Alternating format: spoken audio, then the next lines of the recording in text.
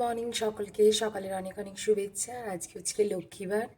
লক্ষ্মীবারের সকল মা লক্ষ্মীদের আমার তরফ থেকে জানাই অনেক অনেক শুভেচ্ছা। ঠান্ডা কিন্তু পড়ে গেছে, মানে সকালে উঠেই দেখছি একদম কনকনে ঠান্ডা করছে। মানে শীতটা এবার বুঝতে পারছি, এতদিনে ফিল করতে পারছি। যাই হোক, সবাই কিন্তু শরীরের যত্ন নেয়। মানে রান্নাঘরের জানলাটা হচ্ছে উত্তর দিকে, এই দেখো, এইটা হচ্ছে উত্তর দিকের জানলা। তো উত্তর দিকে জানলার এই একটা অসুবিধা, শীতকালে খোলা যাবে না, তাও এক পাল্লা খুলেছি, ঠান্ডা হাওয়া দিচ্ছে। কিন্তু এবার না খুললেও নয়, সবসময় তো লাইট জ্বেলে কাজ হয় না। কিছু কিছু সময় মনে হয় যে জানলা খুলে কাজ করব, কিন্তু করতে তো হবে।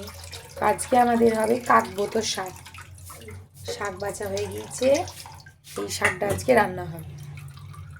তেল দিবি, 5 ফোড়ন দিবি, লঙ্কা চিড়বি, দেবে তেল আগে বেগুনিয়ে ভাজবো।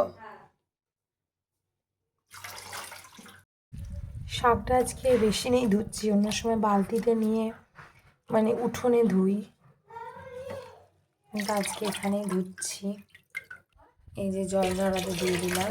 মা বেগুন আর শিম কেটে দিল তাড়াতাড়ি করে, এটাও ধুয়ে নিচ্ছি।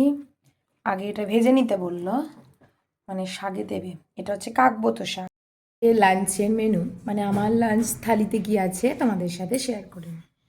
প্রথমে এখানে আছে স্যালাড, ভাত, কাকবোতো শাক, সেটা হচ্ছে বেগুন দিয়ে শিম দিয়ে ভাজা, শিম ভাজা, আর হচ্ছে একটা মিক্সড ভেজ তরকারি। এখানে আছে কুমড়ো, তারপরে আছে বেগুন, মূলো, শিম, কাঁচা কলা দিয়ে একটা তরকারি। আর এই যে আছে মাছের টক।